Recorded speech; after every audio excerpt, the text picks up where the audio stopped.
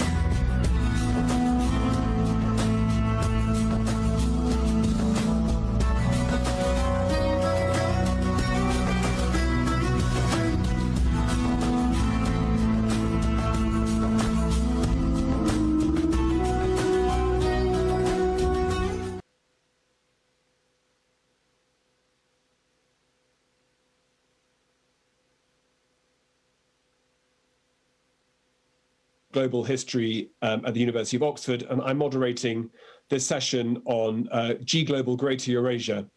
I specialize in the history of the countries of the Silk Roads, and in particular in Central Asia, so it's a great pleasure to welcome you here all today. This session is going to discuss ideas about connectivity across Eurasia, the current state of affairs, and how these might be improved in the future.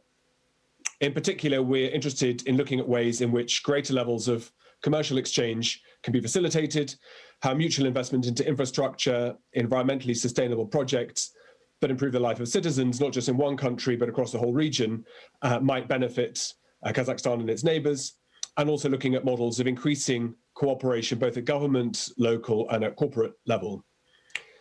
And we're very lucky this evening to be joined by an outstanding group of panelists who have extraordinary experience in devising and implementing successful and visionary strategies that have helped address precisely these questions in multiple locations around the world. And we're very fortunate too that they've agreed to share their insights and experience in order to give some advice about potential opportunities and challenges that I'm sure will be of interest and relevance to those who look at Central Asia and to wider themes of connectivity in Asia and beyond.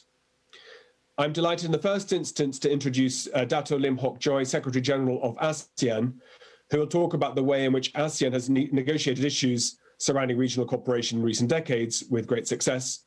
And needless to say, I hope that the Secretary General will say some words about the recent regional comprehensive economic partnership that was announced last week, and which has created not only the single largest economic bloc in the world today, but the largest in global history. I'll then turn to each of the panelists in turn to ask them to speak for 7 to 10 minutes or so, after which we'll have a discussion around some of the topics that are raised, and we're aiming to finish around about 21:30, 21:40 Nur Sultan time. Thank you in advance for joining us today. Before we start, we have a message from His Excellency Armen Sarkisyan, the President of Armenia, who is unable to join us in person. So here's President Sarkisyan. Дорогие друзья, от всего сердца. Dear friends, from the bottom of my heart, I congratulate you on the beginning of the G Global Congress. It's a new format. It's an interesting initiative, and I'd like to say thanks to Mr.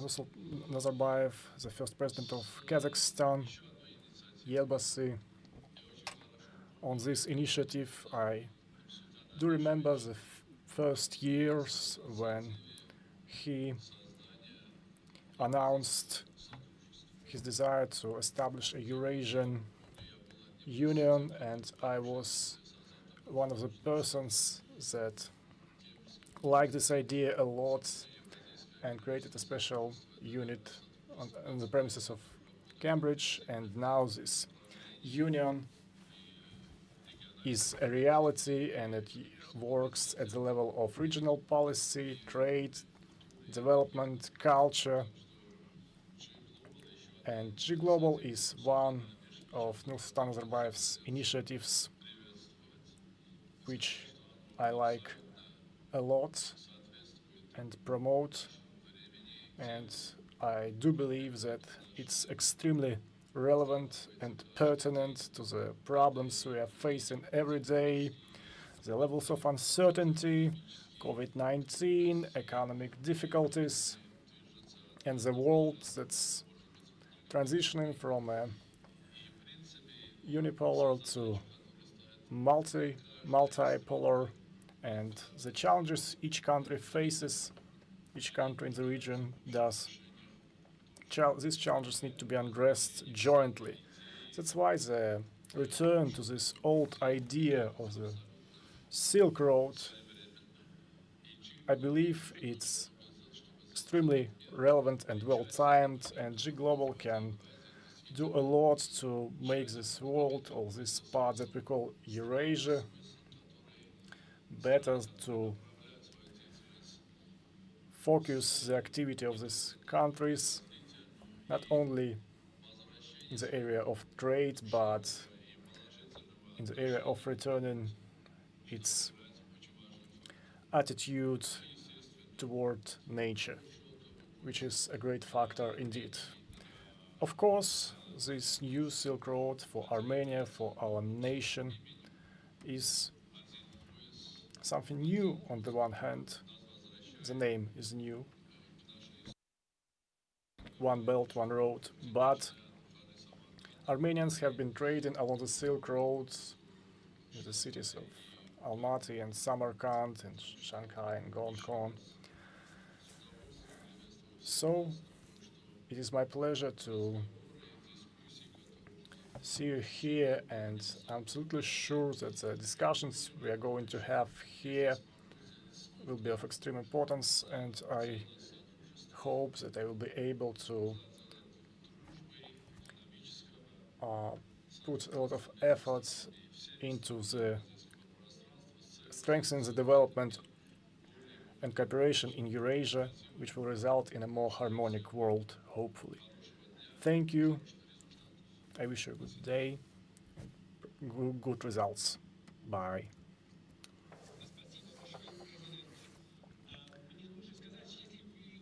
Thanks a lot. If you listen to us in a certain language, you have the ability to choose the right language because there's translation provided to you. If you would like to listen to the session in Russian or Korean, please choose the button at the bottom of the screen. It's a great pleasure to hand over to Dato Lim Jok Hoi, Secretary General of ASEAN. I'd be grateful, Secretary General, if you would address the session first, please. Thank you. Thank you, Professor Francopone, for the introduction. Distinguished dignitaries, speakers, delegates, good evening. It is my great pleasure to join you at this Congress of G Global, World of 21st Century. I appreciate the government of Kazakhstan and G Global Secretariat, particularly Mr. Sherik Nurbarkov, for facilitating this dialogue, connecting all of us from Asia, Europe, and beyond in this challenging time. Since its inception in 1967, ASEAN has grown from strength to strength, increasing its relevance in the world. In 2019, ASEAN is the fifth largest economy in the world with the GDP of over $3 trillion, rising consumer class, and increasing trade and investment opportunity. With over 650 million people with diversity, ASEAN has achieved share, peace, stability, and prosperity through the ASEAN Community Vision 2025, including Master Plan of ASEAN Connectivity, MPAC 2025. However, COVID-19 brought about unprecedented challenges to ASEAN. The human cost and suffering, as well as the social economic impact of COVID-19 have been concerning. By the first half of this year, GDP growth contracted in many of our economies.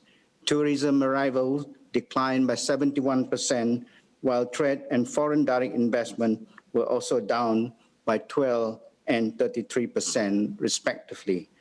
These are the hard reality confronting our regions today. Given the scale and impact of the pandemic, ASEAN recognizes that addressing crisis requires coordinated action, not only within the region, but as well as cooperation with our partners. At the recent 37 ASEAN Summit last week, ASEAN leader endorses the ASEAN Comprehensive Recovery Framework. It articulates ASEAN response to the different stages of recovery by identifying broad strategy and measures in line with sectoral and regional priorities. ASEAN leaders also announced establishment of ASEAN Regional Reserve Medical Supplies for Public Health Emergency. This reserve will strengthen the ASEAN's capacity, resilient, and enhanced preparedness to respond to current and future public health emergency. ASEAN has also set up a COVID-19 response fund. The commitment made so far by our member states and partners in contributing to it have been very encouraging.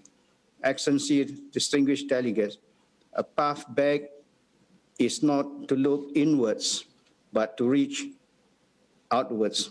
The Memorandum of Understanding on Implementation Non-Tariff Barriers and Measures on Essential Goods and the signing of the Regional Comprehensive Economic Partnership, or RCEP, agreement last Sunday affirm our strong resolve to stay the course and deepen our market integration efforts. The RCEP agreement was signed at a time when the region is in crisis like no others. This demonstrates the collective desire of ASEAN, together with other signatories to the agreement, for RCEP to contribute to the post-pandemic economic recovery efforts by making the regions more resilient and regional supply chains stronger and more connected. As we reimagine our road ahead, enhancing ASEAN connectivity will be crucial for our region's recovery from COVID-19, as well as strengthening the resilience of ASEAN member states to deal with future pandemic. I see 4 opportunities on how connectivity can drive future prospects of ASEAN. First, connectivity strengthens the foundation of the next normal through infrastructure. Sustainable infrastructure is at the heart of enhancing connectivity. To attract more infrastructure investment, ASEAN has developed the initial rolling priority pipeline of ASEAN infrastructure projects. It is designed to help ASEAN member states assess and prioritize infrastructure projects in line with international best practices. The initial pipeline currently consists of 19 projects across transport, energy, and digital sector amounting to $15 billion worth of estimated investment. COVID-19 prompted us to consider and address challenges that existed before the crisis to advance sustainable infrastructure. These include exploring opportunity to further green and sustainability agenda, accelerated technology adoption, and promote private sector investment. With shifting demand and needs, it is important for ASEAN to reassess infrastructure priority and update the initial pipeline. We should also leverage on partnership and create synergy between Master Plan of ASEAN Connectivity 2025, the ASEAN Outlook on Indo-Pacific, and other connectivity initiatives such as the Belt and Road, SM Connectivity, and APEC Connectivity. ASEAN is also working with Asian Development Bank in operationalizing the ASEAN Catalytic Green Finance Facility as a platform for ASEAN green infrastructure under the ASEAN Infrastructure Fund by undertaking origination, preparation, and screening of potential green projects. Second, connectivity promotes smart and sustainable city development. Through the ASEAN Smart City Network, ASEAN provides a platform for 26 cities to exchange good practices and learn in dealing with urban challenges. Under the ASEAN Sustainable Urbanization Strategy, ASEAN has partnered with the UN Habitat to support and empower cities in planning their sustainable urbanization action and engaging potential partners. COVID-19 pandemic has created an impetus for smart city to embrace technology and to address urban challenges and generate new source of growth. This may invigorate more city and to make smart city the foundation of long-term urban planning. We often thought about digital technology as an enabler, but today digital technology will be a differentiator and an accelerator. Thus, it will be critical to put in place policy to boost digital connectivity and develop innovation ecosystem. There is also a need to strengthen digital data government in ASEAN. This aims to enhance data management, facilitate harmonization of data regulation, and promote cross-data flows. Third, connectivity supports supply chain efficiency and resilience. Enhancing supply chain connectivity for the region is vital to ensure free flow of goods and essential supplies. Amidst ongoing global shift in supply chain, ASEAN has rolled out regional trade and transport agreement and programs to facilitate cross-border trade. ASEAN also been working on regional digital trade transformation to address efficiency, improvement and enhance business environment. COVID-19 has highlighted the importance of adding resilience to the equation, promoting investment in building efficient and resilient supply chain could improve digital capabilities, boost productivity, and strengthen the entire industry ecosystem. Excellency, distinguished delegates, my last point, I see that the future of work, workplace, and workforce will be very different from today.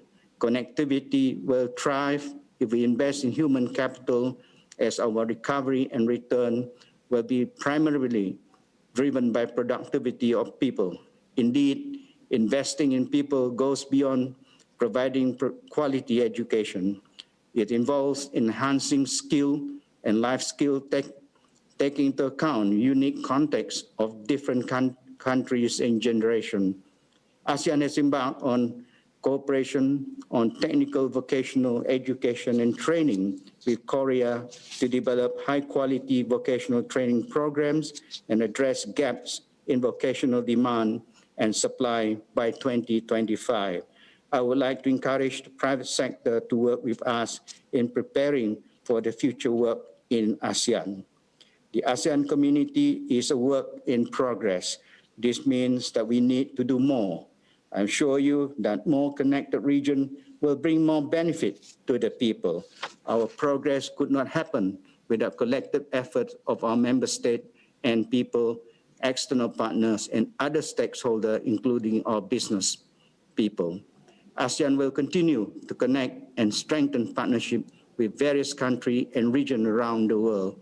While the pandemic has brought various challenges to us, it has also given us the opportunity to reflect and reimagine how we can together chart our future and build our region for a better tomorrow. Thank you, Mr. Chairman. Thank you, Excellency, for your very important comments, and a reminder that one of the reasons we're not meeting in person today in Nur Sultan is because of the pandemic. The importance and the acceleration that this disease has had on the way in which we relate to each other is fundamental. I'm aware that the Secretary General may not be able to stay through the whole session, so I have one immediate question for you, Excellency, which perhaps you'd be able to give some thoughts and comments on now, which is what lessons can you share from the ASEAN perspective about community building and regional integration that would be most helpful to consider when we're thinking about Greater Eurasia? I'd be very grateful, I think, as would those listening, for any thoughts or comments you might have. Yes, through our experience for the last 53 years, ASEAN has managed to maintain peace and stability. This peace dividends enable ASEAN to develop its own other section. For example, ASEAN is able to work towards a closer economic integration among ourselves, 10 members countries, as well as to increase its social economic development. In the economic side, I think we were able to develop our economy for the last 2 decades, in the region of 5 to 7%. This enables us to improve and increase our growth. With a region of 650 million with young population and also high level penetration in the digital economy and also internet penetration, I think there's a greater hope for us to further advance our economy in the future.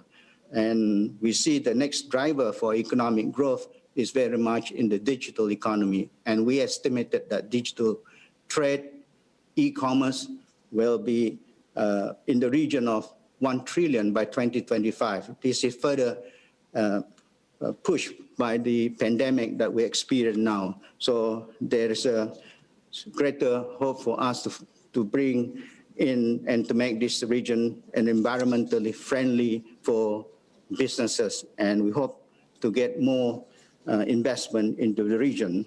At the same time, we believe that by having a stronger capital, human capital development, improve our social economic development, will further improve the people's and bring job and increase economy in the region. So the fundamental issue is we must maintain peace and stability in the region.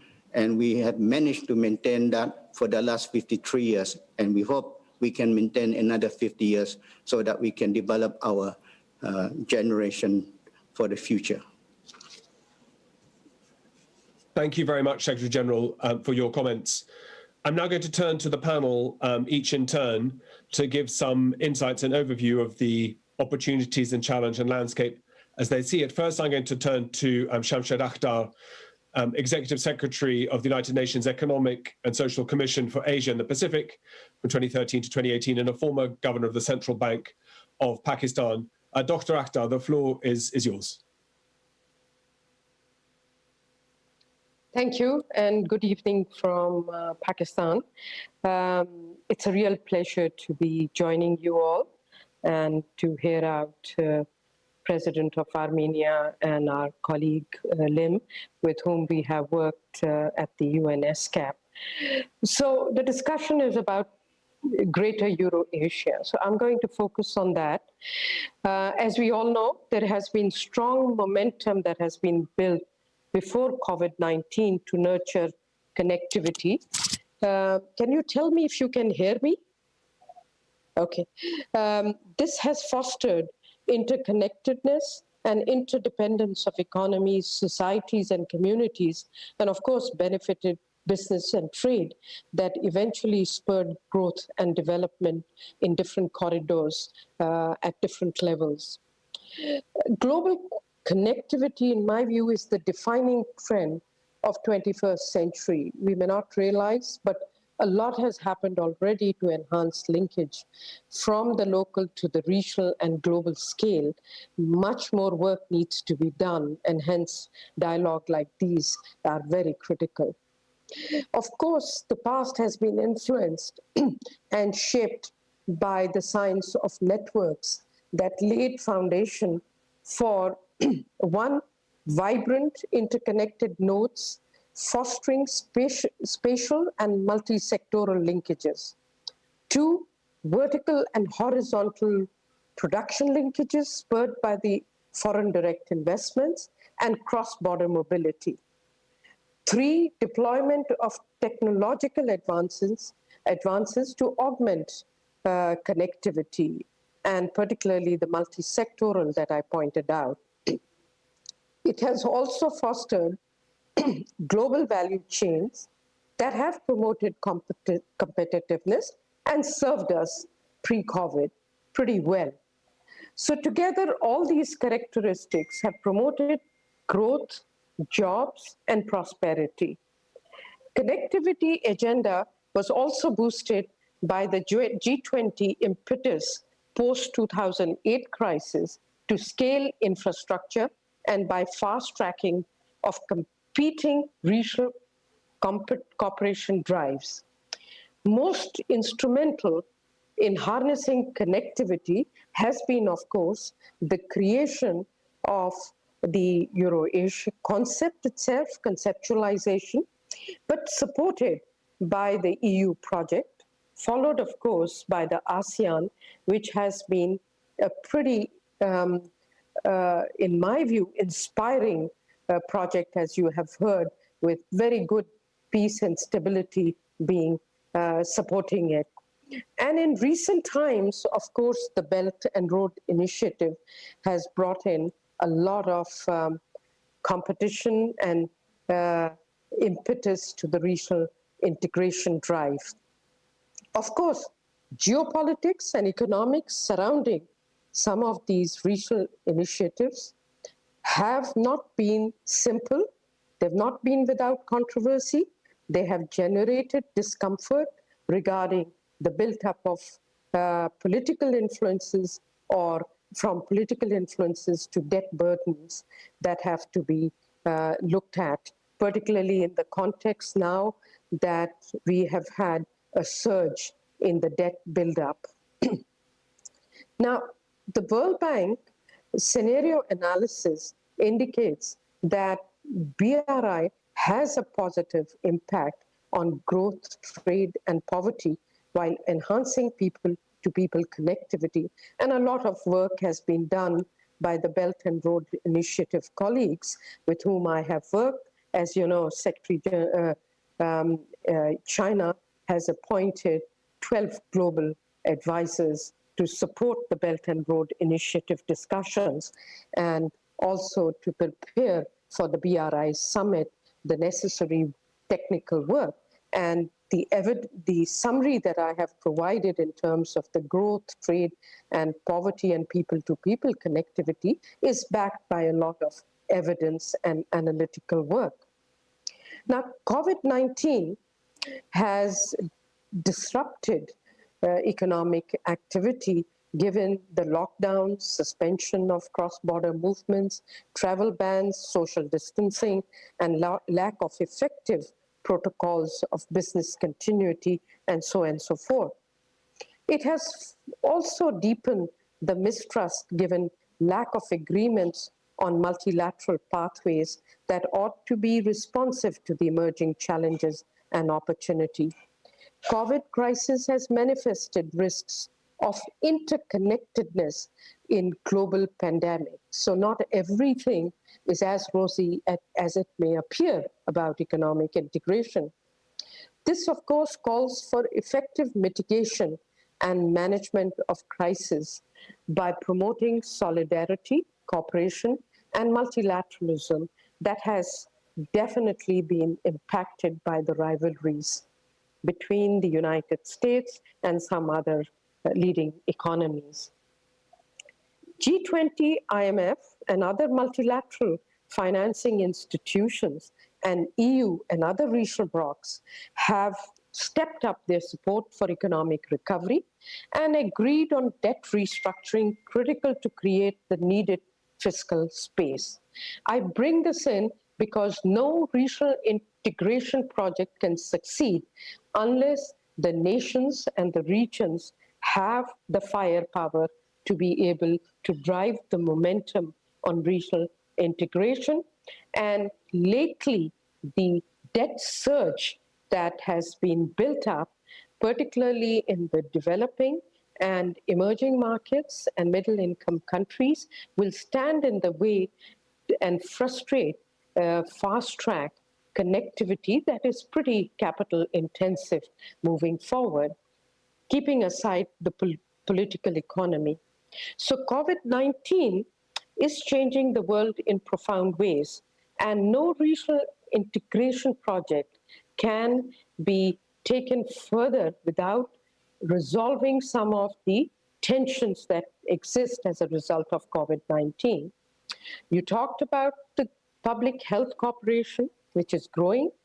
Of course, it's lower than the requirements to fight against COVID-19, but within context of the BRI strategy, it is important to recognize the Euro-Asian partnership and the Belt and Road initiatives are two very important anchors that need to be synchronized to enhance cooperation to address short-term requirements of COVID-19 and post-COVID-19 recovery that will entail emphasis on expanding digital economy, big data, technology, healthcare industry, promoting food security, innovation, deploying frontier technologies to enhance industrial and agriculture productivity. All these topics are part and parcel of particularly the Belt and Road Initiative, which will reinforce the Euro-Asian integration.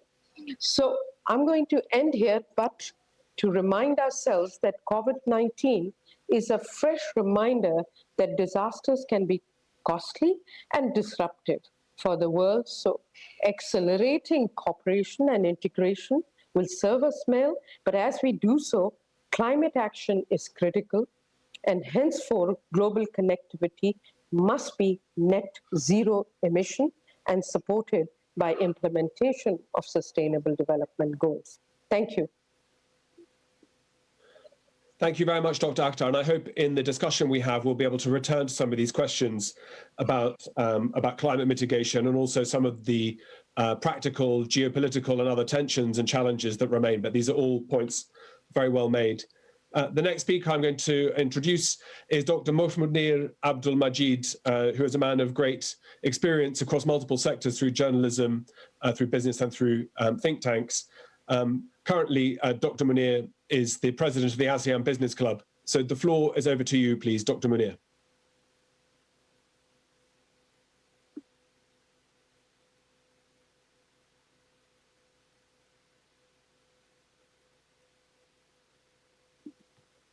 We may have a technical problem, so we'll hopefully come back to Dr. Munir. So I hope that it's all right if I jump in that case to Kjell Magne Bondevik, who was previously Prime Minister of Norway, not just once, but twice, and is the longest serving Norwegian Prime Minister when he served from 2001 to 2005. And as many of you will know, is the president of the Oslo Center for Peace.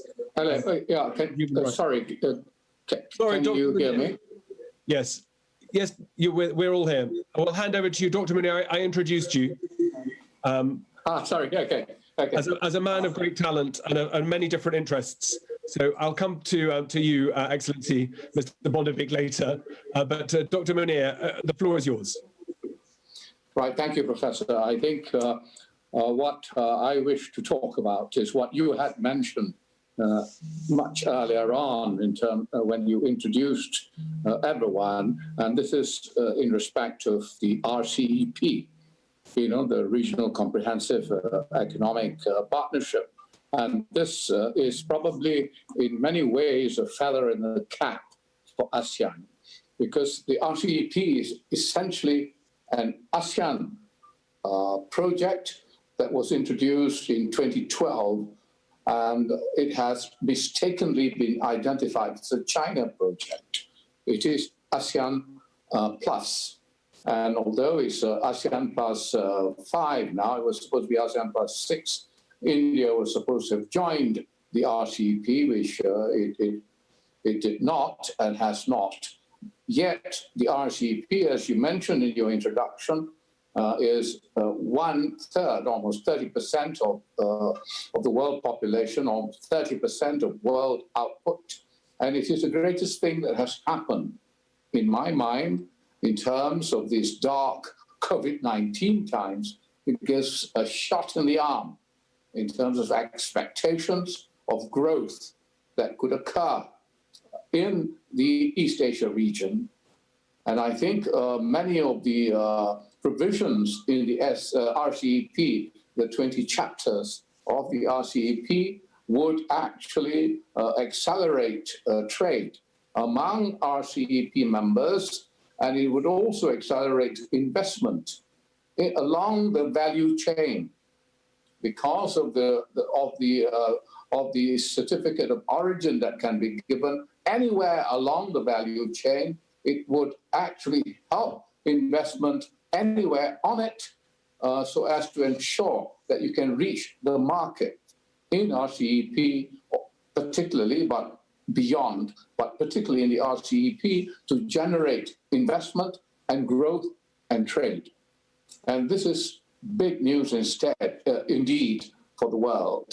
And for ASEAN, which is actually the center, the front, back, and center of the RCEP, it means, however, that ASEAN must not forget its own integration plans. This was mentioned by the Secretary General just now, but it will actually accelerate ASEAN's own economic community projects and prospects. And I hope that ASEAN would continue to play a role in RCEP and not abandon that role to, say, China or Japan and Korea, Australia, and so on. So during the RCEP negotiations, the ASEAN trade negotiator was led by an ASEAN man. There was from Indonesia. And therefore, after the RCEP, ASEAN must continue to have one single focal point to represent the ASEAN interest in the RCEP, bearing in mind every other partner, China or Japan, Australia, is one country, and ASEAN is not. And if ASEAN does not represent its interest in an effective manner, it might become marginalized, or at least it might become secondary to many RCEP decisions that might be made for the future of this regional grouping. And so ASEAN must do that to ensure that its centrality, which ASEAN talks about very often, is actually sustained. And secondly, I think, of course, we talk about the United States being outside the region, and therefore, are they coming back? What do they want to do? And what Biden will do as president of the United States when it occurs on the 21st of January. And Biden's comments in response to the signing of the RCEP have not been particularly encouraging so far. It's still the old school, American school, thinking that America still leads the world. And America does not anymore, because once you've pawned your crown, you cannot expect to buy it back the same price. You've got some work to do, you know. And America's got to recover its position. And in recovering its position, it should not take a position of trying to undermine positive developments like the RCEP. Indeed, it should try to engage. And the comments that Biden has made about China must not be involved in writing trading rules and so on is not well received in our part of the world, because we are more concerned about, sort of ensuring greater pluses rather than, trying to minus out countries in the pluses that we can achieve. And therefore, actually, Professor, I said I would emphasize the RCEP because, one, I think it's the best thing that's happened in these dark COVID times. Two, the prospects are tremendous. And three, with ASEAN as the underlying force that started RCEP, we have a lot to look forward to. And I hope, the world that goes on, RCEP as a regional construct can engage with the EU as another regional construct. This is the largest trading bloc that has eclipsed the EU, actually, as the largest trading bloc in the world, that we can get together across Eurasia and ensure that our development also is based on sustainable development principles, which the EU is quite strong on, which Asia is not so hot about. But I think the EU, countries like Sweden and so on, have got very strong sustainable development goal sort of practices, which can be brought to RCEP development for the good of the people in the region, using digitalization, public health needs, as well as people needs, making people be sort of fulfilled in development rather than just the elites. Thank you very much.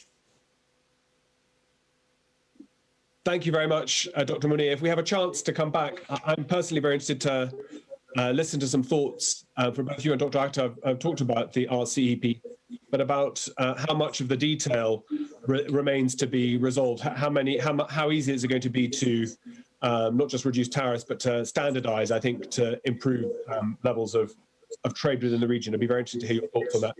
And next, I'll turn. I got 3/4 of the way through introducing former Prime Minister Kjell-Magne Bondevik, so I'm not going to rehearse his many previous jobs and titles in the Norwegian government. But as a former leader of the Kingdom of Norway, I'd be very interested to hear from the western end of the Eurasian landmass how you see connectivities across Eurasia at the present day. Former Prime Minister Bondevik, please. Thank you so much. First of all, can you hear me? You do? Okay, good. First of all, it is a pleasure for me to attend this G Global Conference and this session, especially about the Greater Eurasia. And best greetings from the High North, from Norway. After the Soviet Union was broken down in 1991, the Central Asian countries found themselves in a new and challenging world. The political and economic collapse caused also insecurity in the region. So after this situation, I have followed with great interest how the Central Asian countries have worked to find their place and to become a confident player on the world stage. I especially appreciated Kazakhstan's contribution when removing the nuclear weapons from their soil, and also their initiatives for inter-religious dialogues. So let me also point out this dimension with the Euro-Asian cooperation. And I know from the time of Kazakhstan as chair of the OSCE that they followed these tracks. And I think Kazakhstan also served as an example with regard to nuclear weapons. And it is important to remind about that in these days when we know that the UN nuclear ban treaty has been ratified by more than 50 countries and will now be implemented. And I also hope that the new president in Washington, in US, will bring new initiatives in this field. For instance, new negotiations with Iran, where President Trump withdrew. And maybe also Kazakhstan at this occasion can be helpful in developing an agreement, as I did with the previous agreement with Iran. We also know that Central Asia is a multilateral and religious, a multicultural and multi-religious region. And therefore I know that countries have been eager to bring people on different levels together, religious leaders and people from grassroots congregations.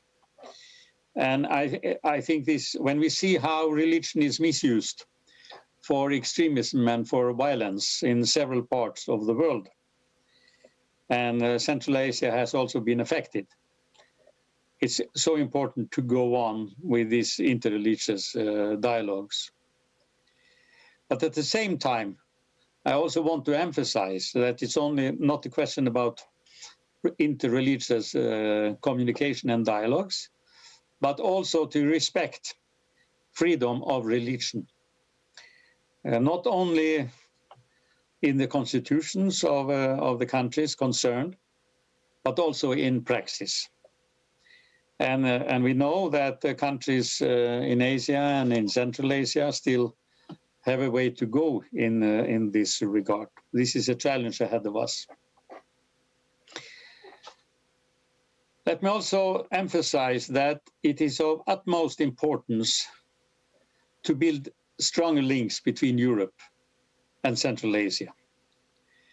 This cooperation should follow several dimensions: political, economic, culture, interreligious, and so on. And we know, as it already has been indicated, that Russia and China, great powers in the East, are active with regard to Central Asia, with investments and cooperation, for instance, in the telecommunication sector. And I think it is a potential that Europe as well should follow up and be more active in this regard. To some extent, I know that the Norwegian telecompany, Telenor, has already invested. Ahead of us, I will also emphasize important challenges like counter-terrorism, security, combating people and drug trafficking, energy, climate change, and environment. I think these are fields where it should be possible to increase the cooperation between Europe and Asia and Central Asia especially. Central Asia has a great potential for producing much green energy. And I would also call upon European companies in this field to invest and to cooperate with the Central Asian countries to produce more green energy that will meet demands of the future. I think that it's a great potential for more and stronger cooperation between Central Asia and Europe. But still, it should also be possible to strengthen the links between Central Asian countries themselves. And this will make it easier to develop cooperation with the EU and with other European countries like Norway. And this will be to our mutual benefit. Let me end up by saying that the last few years we have seen significant steps towards increased collaboration on both sides and in a wide range of areas. From a European perspective, it is now crucial to build on the momentum for engagement afforded by these positive developments and keep strengthening a fruitful partnership based on common interests and shared values. Of course, COVID-19, as pointed out, especially by the last speaker, has given us new challenges, but has also demonstrated how we rely on each other in the international community. I think it's time for more international cooperation, strengthening regional and global organizations. And I hope also that this will be a result of getting a new president in the United States. But I also do hope that this will encourage the Euro-Asian cooperation.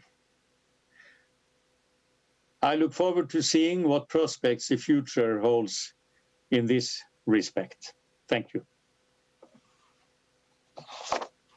Thank you very much for those very thoughtful comments. And those listening in Kazakhstan will, I think, be very grateful for you for pointing out the rich cultural and ethnic diversities across Central Asia. Sometimes it's tempting looking at Central Asia from Europe or from the south or from the north or from the east to lump all of Central Asia as a single unit and treat it either as a transit zone or as homogenous. Those of us who know the area well know that's very far from the case, that these rich differences are important. And the point you make about extremism, radicalization, and the need to cooperate, I think are very well made. And next, I'd like to ask Ivan Polyakov from Russia to comment on this from a Russian perspective. Mr. Polyakov is chairman of the Russia-ASEAN Business Council. As those listening will maybe know, Russia's relationship with ASEAN was raised in 2018 to that of strategic partner. And so the role that Russia has played in following ASEAN's development has been a very close one. So Mr. Polyakov, the floor is yours. Thank you, Peter. Distinguished participants, dear colleagues, good evening.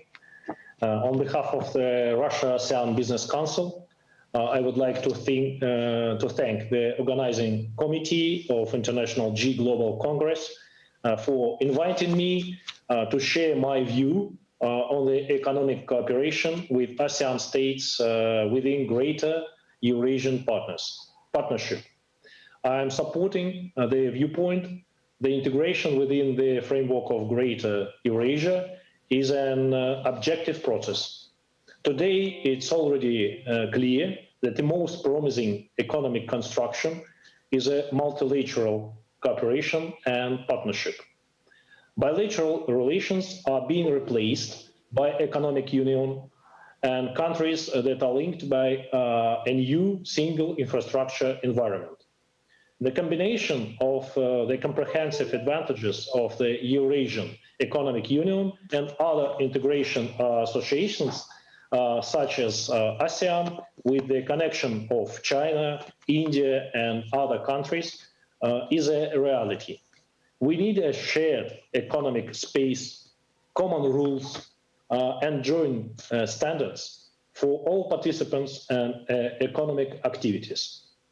I'd like to focus on several points which could contribute to the business cooperation between the Eurasian Economic Union and ASEAN in current environment. First, the promotion of the free trade area between the Eurasian Economic Union and ASEAN as a whole, and as well as on bilateral basis among the Eurasian Economic Union and ASEAN member states. We already have good examples of FTA with Vietnam and Singapore. Second, I believe the business communities of our union and associations have to take the leading role in the discussion of trade harmonization, including custom duties, non-tariff measures, and barriers, certification and technical regulations, as well as the promotion of mutual investments.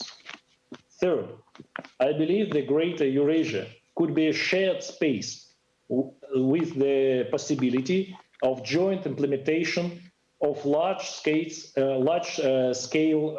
economic and infrastructure projects in the interests of all participants. I'm confident the strategic partnership between the Eurasian Economic Union and ASEAN with the regional comprehensive economic partnership will contribute to a further growth in the well-being of our people. And I hope there are a lot of opportunities to promote trade, economic, and investment cooperation among our countries. Thank you for your attention. Thank you very much indeed. I think that's a very succinct and helpful discussion point that we can move forwards to. I think I am very keen when we have a chance for a moderated discussion to be able to have some kind of takeaways from this. So I'm going to ask the panelists as we go through. At the end, I'm going to come back to ask for perhaps 3 recommendations from each of you, because I fear that we're going to run out of time because we still have 2 more sessions to go, 2 more speakers to go. Next, Matthew Rojansky. Many of you will know him from his many appearances in the media in the United States. He's very influential and listened to very carefully by those who follow not just Central Asia, but the former Soviet Union in the United States, to give us a perspective of how Eurasia looks through this time of transition of a new administration, or so it seems anyway. Dr. Rojansky, could you please take the floor? Thank you. Well, thank you very much for that kind introduction.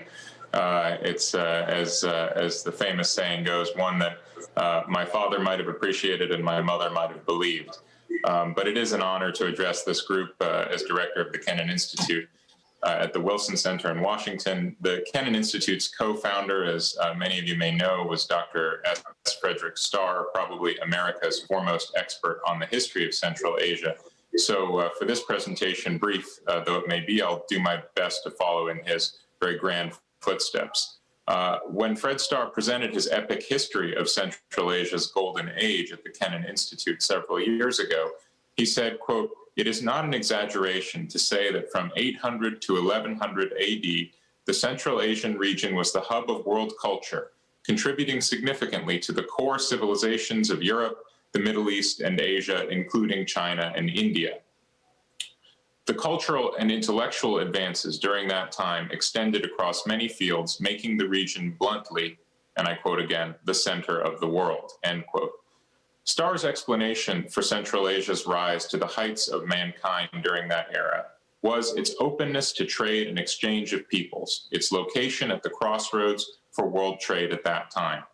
This mix of wealth and openness contributed to an explosion of creative thought an invention truly unmatched in the world at that time. He likewise had a diagnosis for the end of this golden era, the emergence of borders as barriers to trade, diverting the trade routes elsewhere. With it came the erosion of open thought as the Islamic orthodoxy began to dominate throughout the region.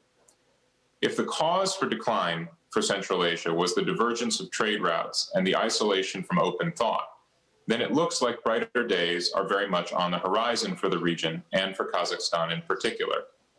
Kazakhstan is rightly famed for its balanced approach in diplomatic relations with neighbors and powers alike. It plays a leading role in building regional cooperation. It is engaging beyond its borders with leadership roles at the United Nations, and it has played host to the Astana process recently in negotiations over the conflict in Syria. Furthermore, it has proven very wise by capitalizing on its wealth of natural resources and its strategic location to invest in its citizens through international education programs like the Bolshak scholarships, linking its future with that of the wider world. Kazakhstan and the region's prosperity may depend on natural resources today, but in the future, its wealth should come much more from the talent of its citizens, much like Central Asia in the Golden Age, as described by Dr. Starr. I would conclude with some comments on my own country's approach to Eurasia. We need to recognize that the United States is viewed with some uncertainty and often with concern from one end of Eurasia to the other. Central Asia is no exception. What do Americans stand for? Are they driven by the high-minded values about which they love to give campaign speeches, or is it about narrower economic and political interests? Do Americans recognize the dangers of a new Cold War and new dividing lines in this region and worldwide? This uncertainty is not an artifact of the Trump administration. If anything, President Trump continued a long-standing U.S. trend of underinvestment and underattention to the region. U.S. engagement with the region has also been a collateral casualty of the current U.S.-Russia conflict, which has led to mutual economic and diplomatic isolation. But whatever the cause, the fact is we are still strangers, too far away and with too few social or economic ties. If the United States wants to build up its so-called soft power in Eurasia, and especially in Central Asia, it needs to start with a greatly expanded exchange of peoples in education, culture, and business. Another of my institute's co-founders, Ambassador George F. Kennan, the famous 20th century diplomat, likewise had a timeless prescription for my country in a time of difficulty on the world stage. It wasn't just up to the U.S. government to advance the national interest through military power, economic statecraft, or diplomacy. No, he said, quote, "It is rather a question of the degree to which the United States can create among the peoples of the world generally the impression of a country which knows what it wants, which is coping successfully with the problems of its internal life and with the responsibilities of a world power, and which has a spiritual vitality capable of holding its own among the major ideological currents of the time," end quote.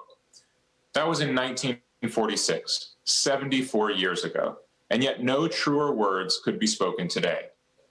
For many of you who have paid close attention this month, as my country has conducted a historic presidential and congressional election, and as we continue to work through the difficult, but I am quite certain, peaceful and orderly transition that will take place in January, ask yourself whether the United States is showing the spiritual vitality that George Kennan described.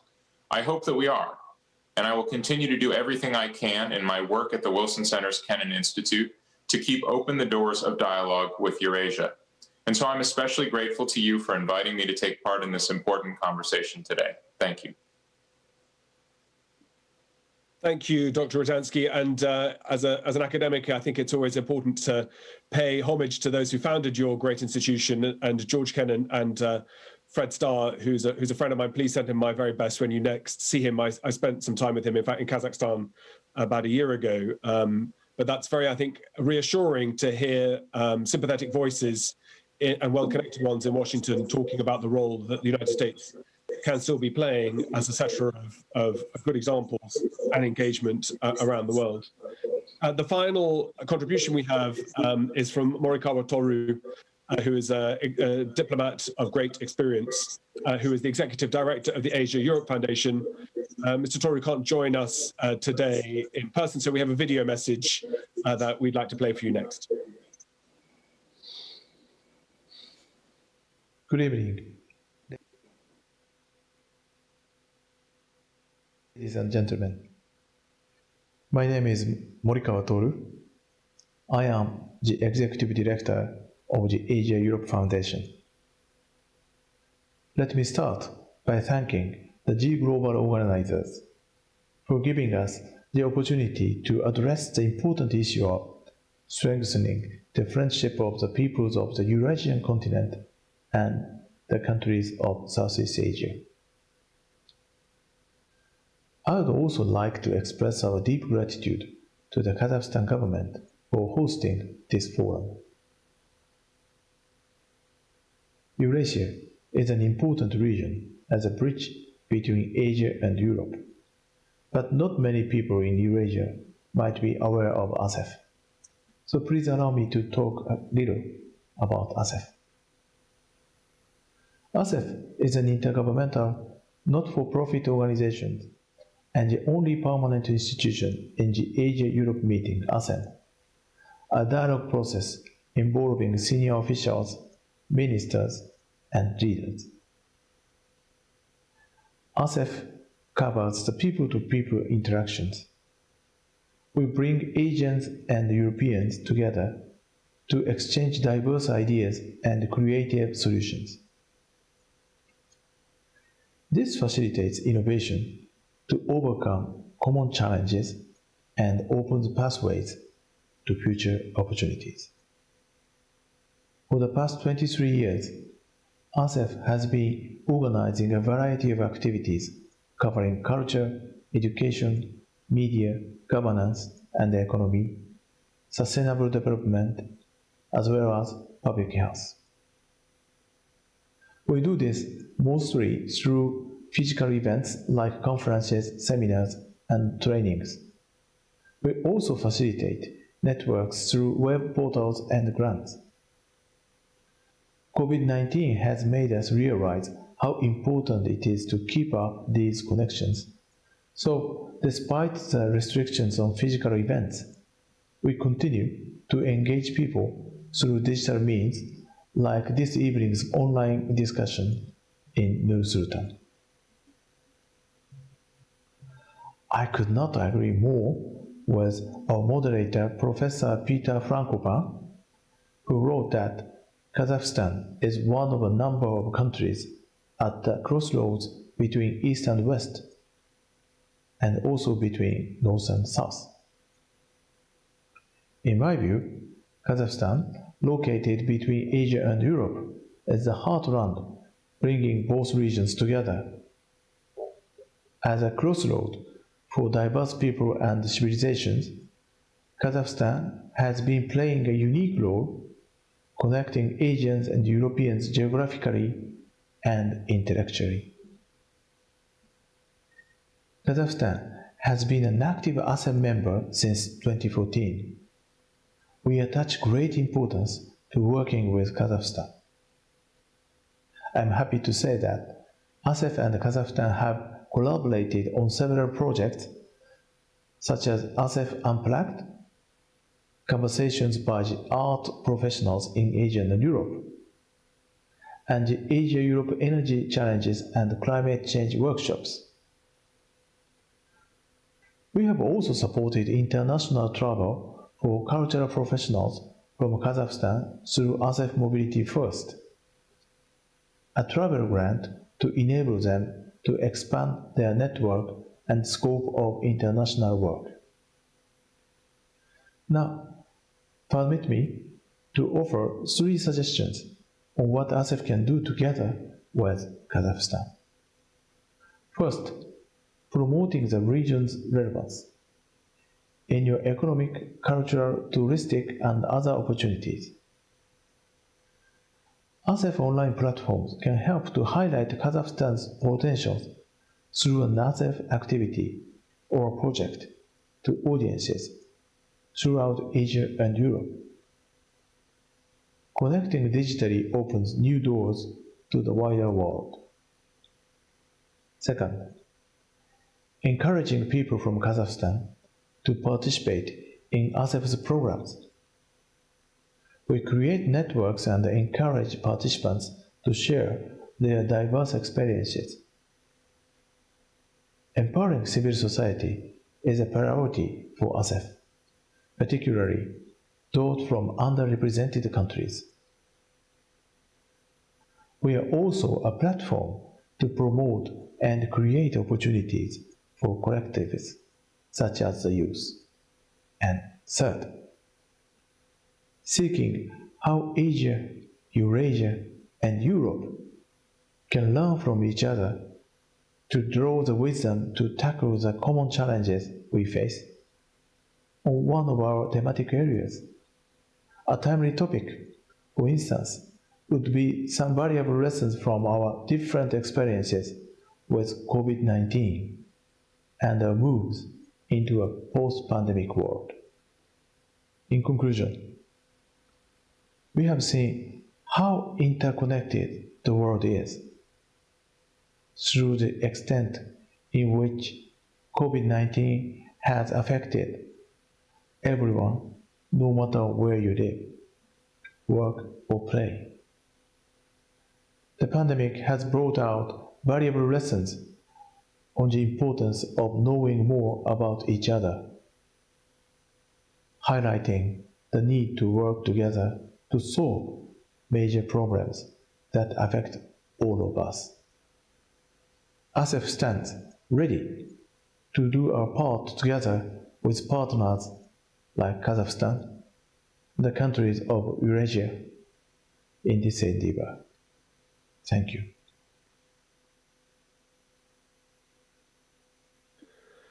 Thank you very much, Mr. Morikawa. And in fact, these three pieces of advice are very well timed for my previous observation that I think one of the challenges about not meeting in person is the difficulty to have a really constructive multilateral discussion. So rather than try to get our very distinguished, enlightened and highly intelligent panel to try to talk across each other, I'm going to go back one by one to ask for those three recommendations. And I'm sorry it's the same batting order that we had going when we began, but I think that will allow us to conclude on time. I suspect if we were in Nur-Sultan, we'd carry on talking late into the evening.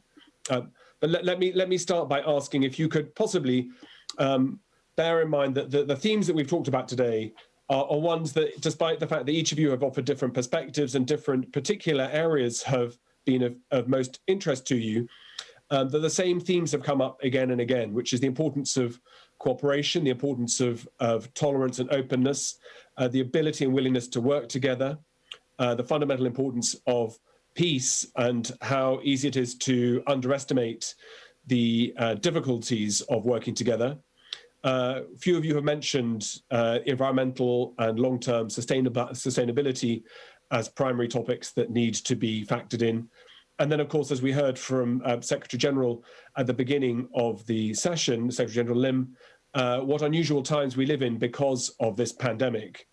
And disease, crisis, pandemics, from a historian's point of view like mine, offer immense challenges for governments to be able to respond, for businesses, for investment, and to challenge the way we think.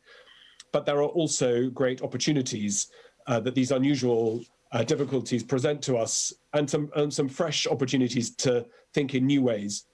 So perhaps I could start with you, Dr. Akhtar, if you could think of perhaps three takeaway points that those who are listening and others on the panel could take away, and we'll work through the speakers one by one. Dr. Akhtar, please.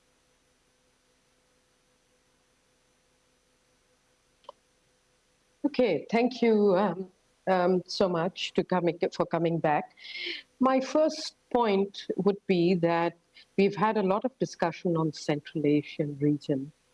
A fascinating region. A lot of my career has been spent in those corridors immediately after the Soviet Union collapsed. So my takeaway on the Central Asian republics is that of an economist. Now, we are talking about regional economic integration, and we have, on one hand, ASEAN as a role model, and then we have these mega plans, the Euro-Asian integration and the Belt and Road Initiative. And here, Central Asian republics is at the center. But when you look at the issues surrounding the Central Asian republics, while each economy is doing okay in terms of its vision and direction, but the dilemma is that the intra-regional trade is very low within the Central Asian republics. And there is a lot that needs to be done to liberalize. A lot of the old practices have been eliminated, but still there are a lot of inherent rigidities within the economies. So if we are going to integrate Central Asian republics to kind of develop a more seamless Euro-Asian land bridge, it's important that policy reforms be at the center stage and that Central Asian republics form a good, strong union, and there is peace and stability that drives it, like the ASEAN. So there's a lot of learning from ASEAN within the Central Asian republics because it's at such a center stage. So that's my one point, because if you look at the intra-regional trade, it's very small within the Central Asian republics. The second point I have to make is that infrastructure connectivity and soft connectivity has to go hand in hand. Now, we do know that infrastructure connectivity, as is being designed under the Belt and Road Initiative, and also benefiting not only the Euro-Asian belt, but also helping out in terms of connecting this whole belt with the rest of the world, is actually extremely beneficial to the various segments of the belt. Now, in context of the work that we have done at the Asian Development Bank, or for that matter at the United Nations, there's a lot of work yet to be done to bring in this investments in infrastructure in a strategic manner that the linkages are fostered in an effective manner. Now, we do know that evidence does indicate that infrastructure connectivity in the way that has been conceptualized by the Belt and Road Initiative is actually quite fascinating, because it is bringing down the cost of the shipment and the time it takes to move products from the one part of the world to another through this Euro-Asian land bridge. And there are analysis and figures that can be quoted, but in the interest of time, I will not go into that. Now, the soft infrastructure is missing still. So with the next post-COVID additions that I have talked about, which means the digital, getting the non-tariff barriers removed, which is also a part of the soft package, as I see, the computerization of the customs record, the data sharing, so on and so forth, that needs to be built quite a bit.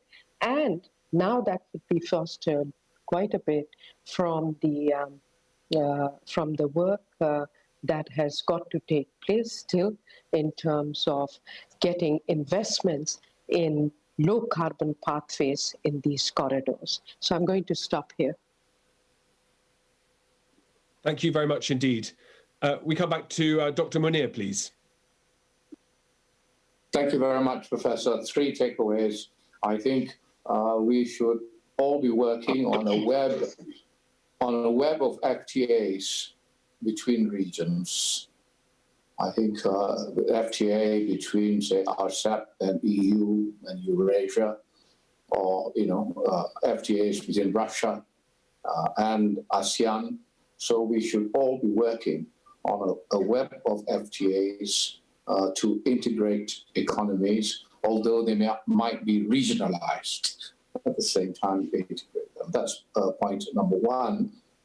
Secondly, I would say, because we talk so much about sustainable development goals, we talk so much about digitalization, and we're talking so much at this time about public health emergency, we should try and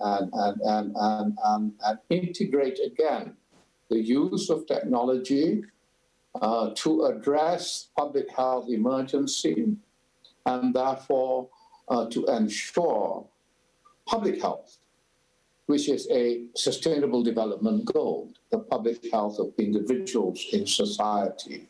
So therefore, establishment of a kind of digital platform, doctor and call sort of platform that gives medical service online in a language that people understand to the various users of public health will make people understand the importance of digitalization and the importance of sustainable development. So that's a second point I think we should be talking about. And then thirdly, in a world which may be somewhat disjointed right now because of separate challenges of a common pandemic and because of the pulls and pressures of the great powers, we should try and avoid conflicts in thinking and focus on functional integration. You might remember, Professor, there was a great piece of work that was done by Professor David Mitrani in the interwar years on functional integration, whereby through a habit of cooperation, you get together, like in the Postal Union, International Telegraphic Union, and so on. So therefore, we should focus our minds on functional integration to overcome, the forces of a geopolitical competition. Thank you very much. Thank you very much, Dr. Munir. Next to Mr. Bondevik, please.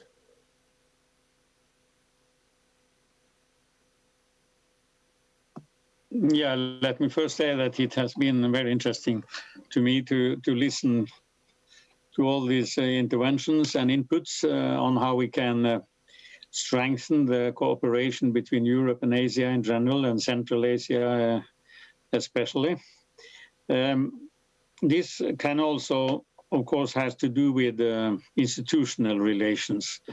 As I mentioned, that I think there is a potential for a stronger cooperation between the Central Asian countries themselves, and with a model also from ASEAN, another part of Asia. And I think that a stronger organization between the Central European countries could also have a more formal link, for instance, to the European Union, a permanent forum for cooperation, which will increase the relations between Europe and Central Asia and Asia.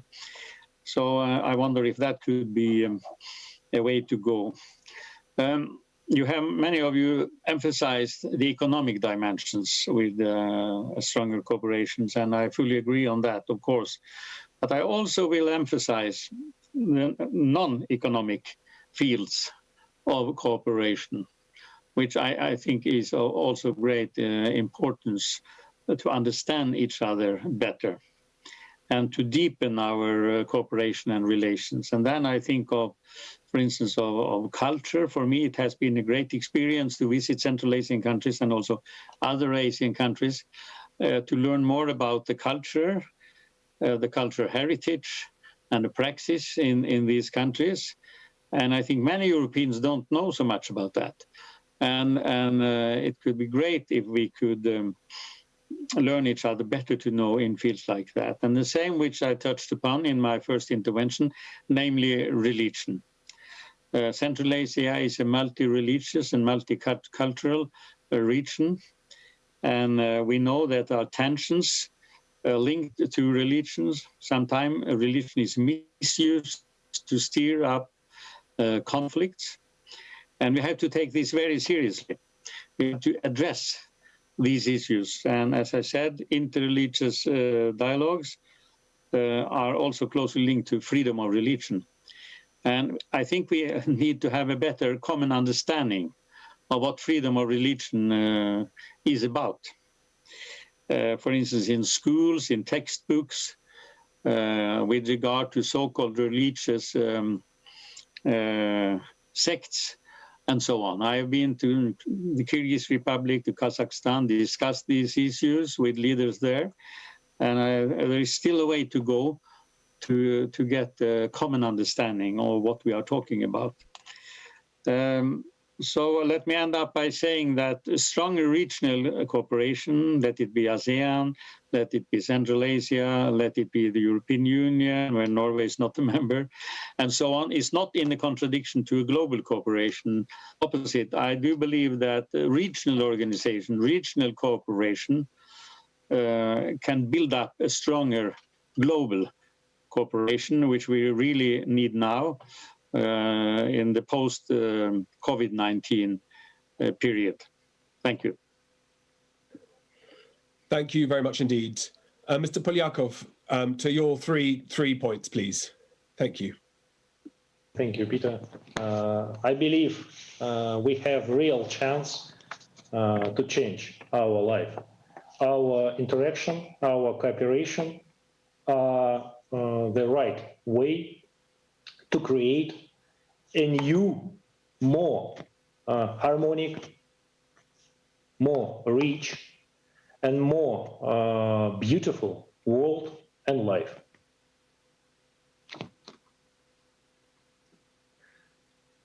I believe it. Thank you, Ivan. You still have a few more minutes if you want to say more, but I'm very happy to meet people who are optimistic and positive in these dark moments. I think everybody around the world, I think we are relieved that hopefully we can see the light at the end of the tunnel. And so we'll see if these dark 9 or 12 months for us globally have really focused the mind. When Secretary General Lim spoke, I couldn't help thinking at the beginning how much of the world's interconnectivity has been part of the problem with the spread of the pandemic, and that now it's focused the minds, I think, in working out just how easy isolationism is. So thank you, Ivan, for that. So Matthew Rojansky, you're the last one to speak, and then I'll wrap up. But over to you, please. Yeah, thank you very much, Peter. I'll be very, very brief and very to the point.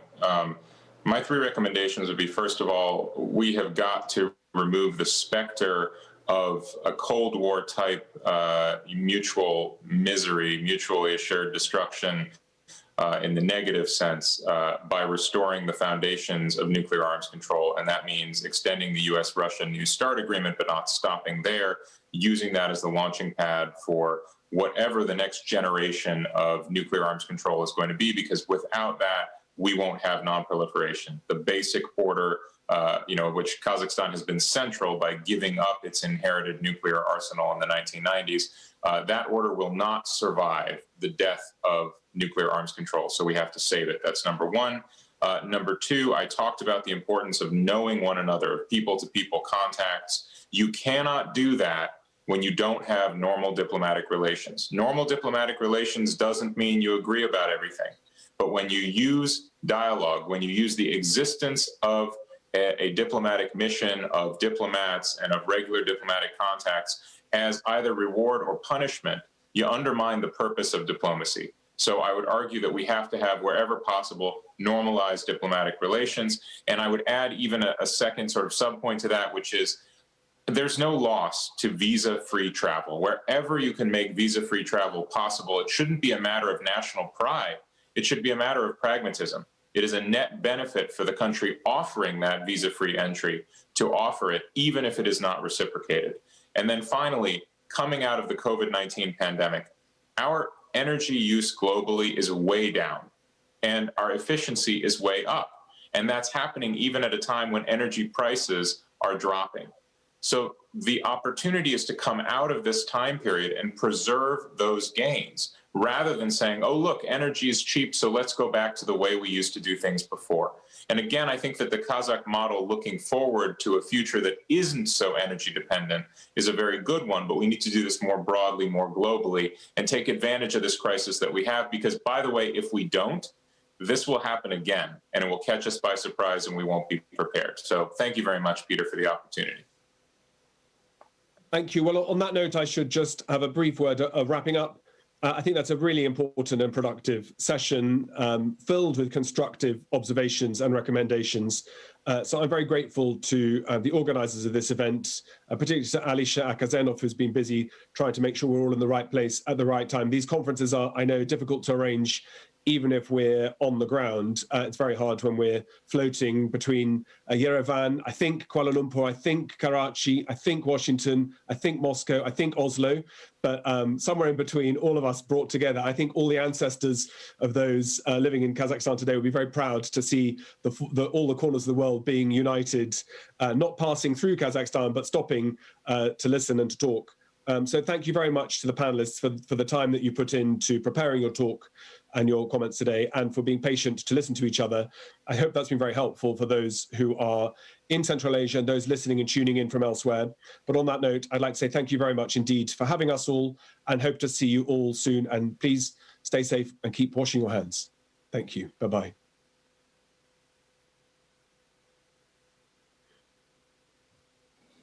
Thank you. Good night. Good night.